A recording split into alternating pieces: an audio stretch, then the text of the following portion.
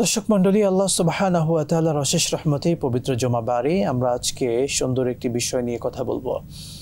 ইসলামে যে মহান মনীষীদের নাম আমাদের চিরস্মরণীয় হয়ে আছে, যাদের নামগুলো আমরা শ্রদ্ধাভরে স্মরণ করি, তাদেরই অন্যতম একজন ইমাম আহমদ ইবনে হাম্বল রহমাতুল্লাহ আলাইহি।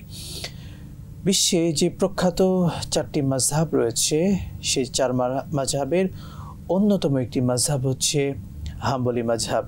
সেই হাম্বলি মাযহাবের প্রতিষ্ঠাতা প্রখ্যাত ইমাম আহমদ ইবনে হাম্বল রহমাতুল্লাহ আলাইহি, তার জীবনের বিভিন্ন দিক নিয়ে আমরা আজকে কথা বলবো ইনশাআল্লাহ তাআলা।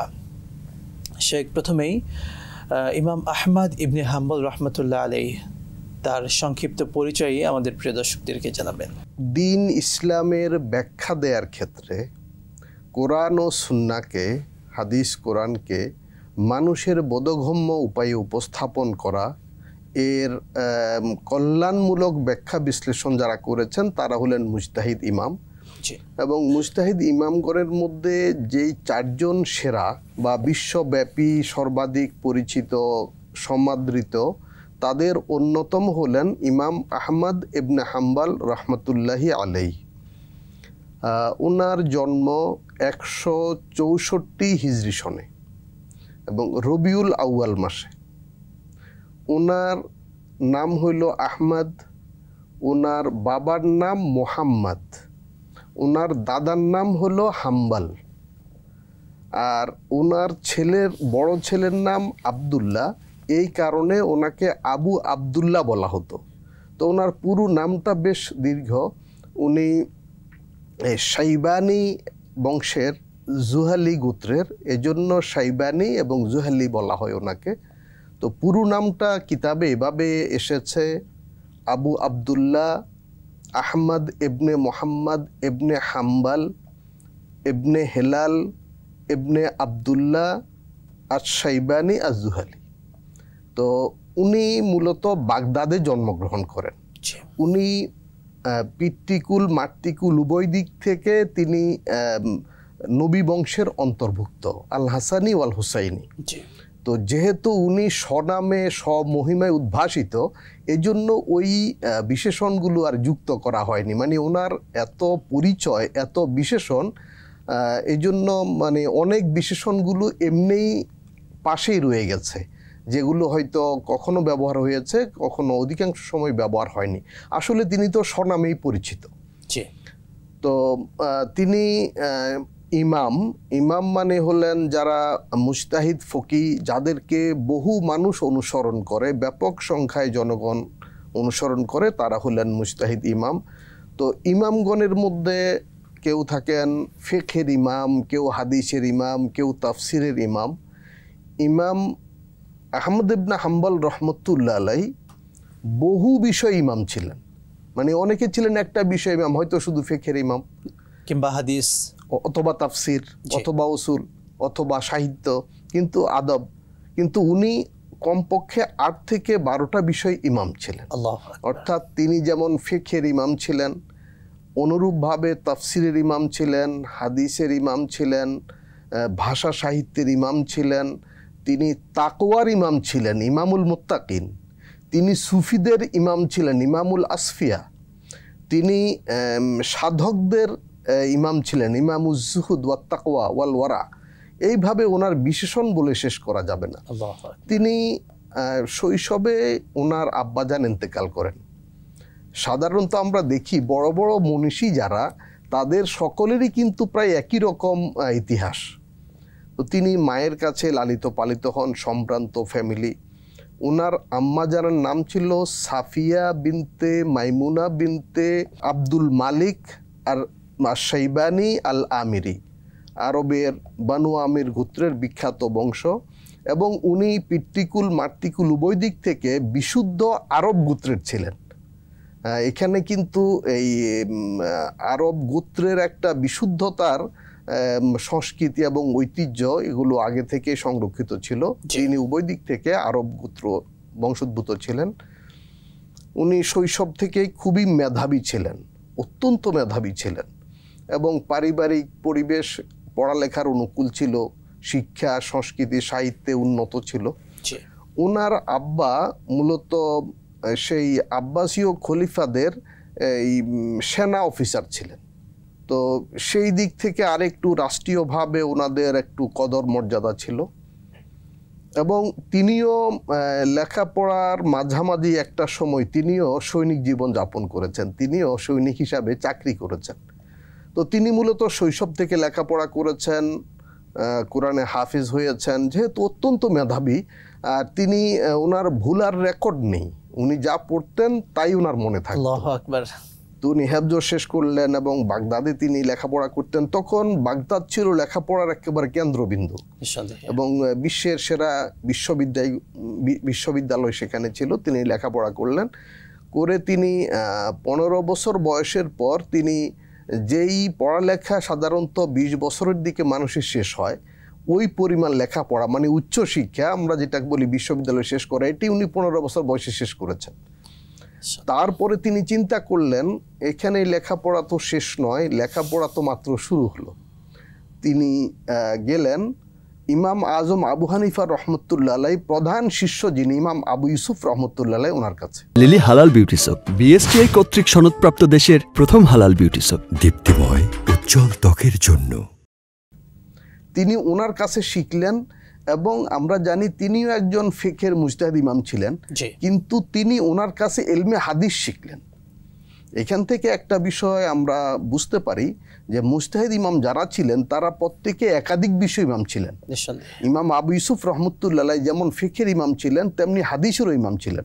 ওনার কাছে প্রথম তিনি হাদিস অধ্যয়ন করেন, এবং তিনি হজরত ইমাম মালিক ইবনে আনাস রহমতুল্লাহ আলাই, যিনি ইমাম মালিক নামে বিখ্যাত, ওনার কাছে অধ্যয়ন করেছেন।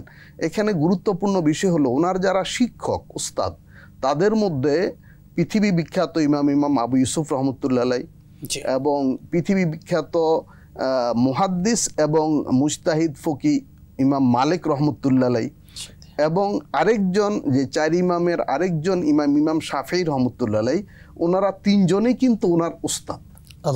তাহলে একজন মুজতাহিদ ইমাম যার উস্তাদ হলেন 3 জন মুজতাহিদ ফকি ইমাম মুহাদ্দিস। তো আমরা দেখি ফিকহে যে 4 জন ইমাম, 4 জনের মধ্যে কিন্তু এই 2 জনই হলেন ওনার সরাসরি শিক্ষক।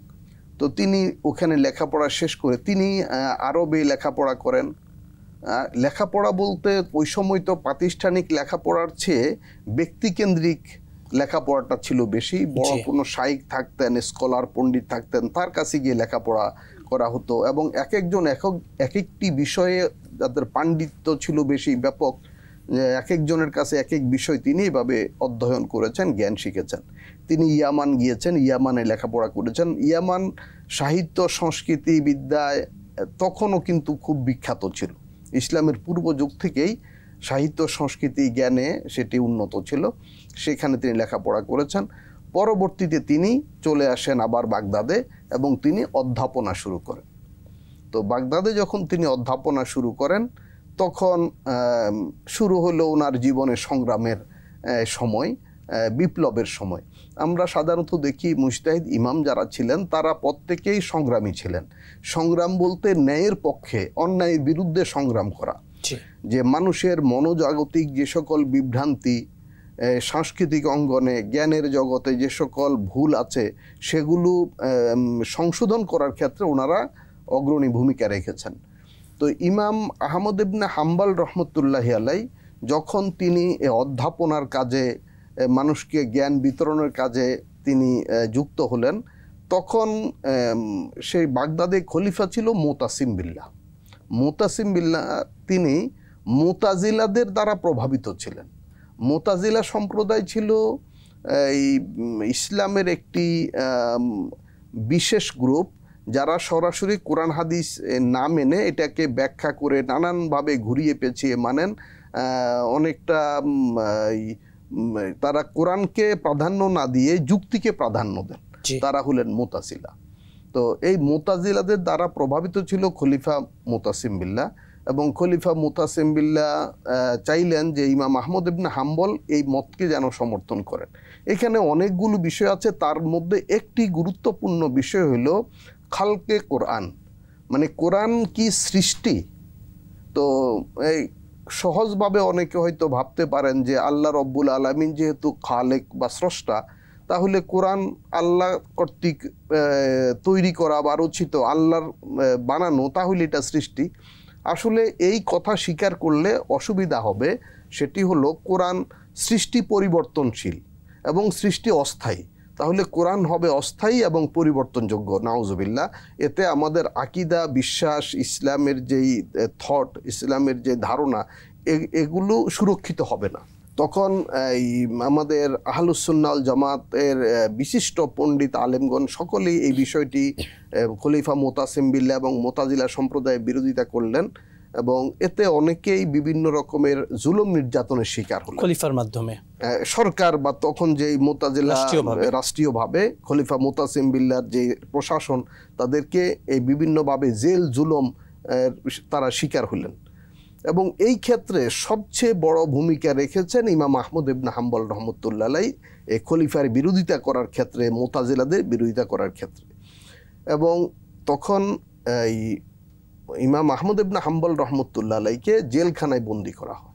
এবং শুধু জেলখানায় রাখা হয়েছে তা নয়, জেলখানায় শারীরিকভাবে শাস্তি দেওয়া হতো, প্রতিদিন চাবুক মারা হতো, বেত্রাঘাত করা হতো।